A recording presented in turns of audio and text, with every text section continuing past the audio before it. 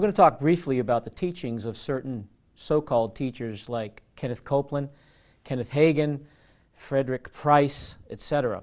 What is the Word of Faith movement? Well, first, why the name Word of Faith? Faith in the word faith movement sometimes is defined as trust in God, but oftentimes you will hear that faith is a substance, is a cosmic force, something tangible that can be directed by the power or the use of your words. Faith is a cosmic force, a tangible force, thus Kenneth Copeland's, one of his booklets entitled The Force of Faith.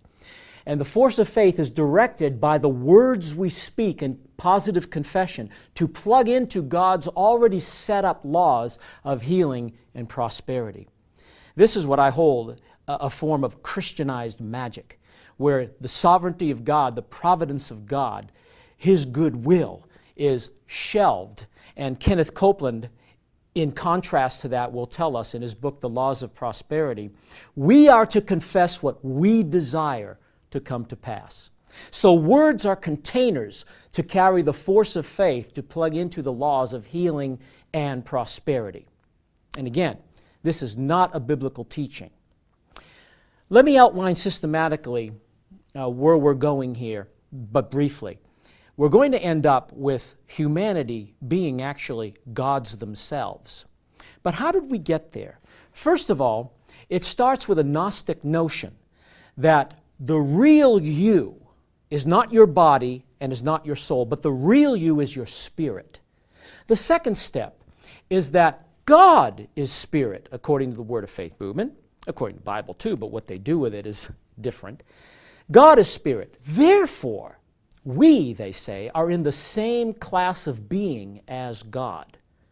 Now, though that may be defined very carefully biblically, it is not so with the Word of Faith movement. Kenneth Hagin once stated that we are in the same class of being as God, but also stated about the incarnation of Jesus, the believer is as much an incarnation as was Jesus of Nazareth. And even now, Kenneth Copeland has stated that Adam was as much like God as you could get, just like Jesus. So humanity now is in the same class of being as God. So much also so that Kenneth Copeland himself said to a large congregation, I say this with all respect so it don't upset you too bad, but I say it anyway. Where I read in the Bible where he says I am, I just smile and say, yes, I am too. And the congregation as a whole states, amen. What got us here? So now humanity is in the same class of being as God. Adam was as much like God as you could get, just the same as Jesus. And like God, Adam was able to call into existence the things that are not, as though they were, claiming a prerogative of God only, which belongs to God only in Romans 4:17. So now the believer is deified. But what happens to Adam? He commits high treason, and the nature of Satan entered into him. Jesus now must come, according to the Word Faith movement, and identify with humanity.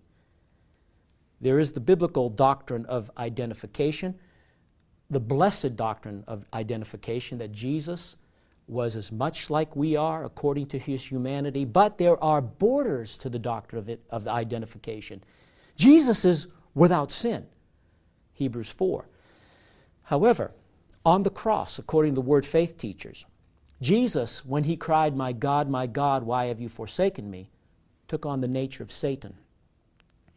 He died, went into hell, defeated Satan because it wasn't finished on the cross. He defeated Satan during the 3 days in hell and was born again, this reborn man, born again out of the pit of hell. Jesus was the first person to ever be born again. Direct quotation from Kenneth Hagin. Now, because Jesus is the firstborn among many brethren, taking Romans 8:29 out of context, they take it to mean the first one born again. From the book of Acts all the way through the book of Revelation, says Kenneth Copeland, Jesus is no longer the only begotten Son of God. but we become only begotten or born again. Of course, he confuses only begotten, firstborn, and born again all in one swoop there. And as a result, we become gods. Kenneth Copeland. Well, you don't have a human. No, you are one.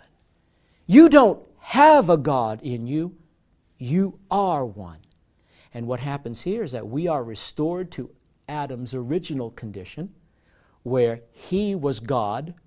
He could call the things that are not as though they were. I should say he is a God, just the same as Jesus.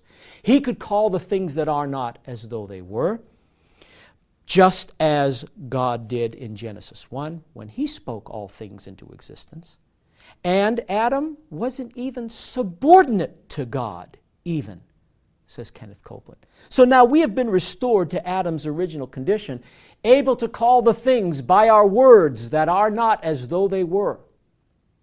And we, as little gods, can have what we say. Not only are these teachers that teach these things false teachers, but Kenneth Copeland himself is a false prophet. Jesus spoke the following words through him. And this, if you need documentation, is in Copeland's Believer's Voice of Victory, February 1987. And the prophecy, Take Time to Pray.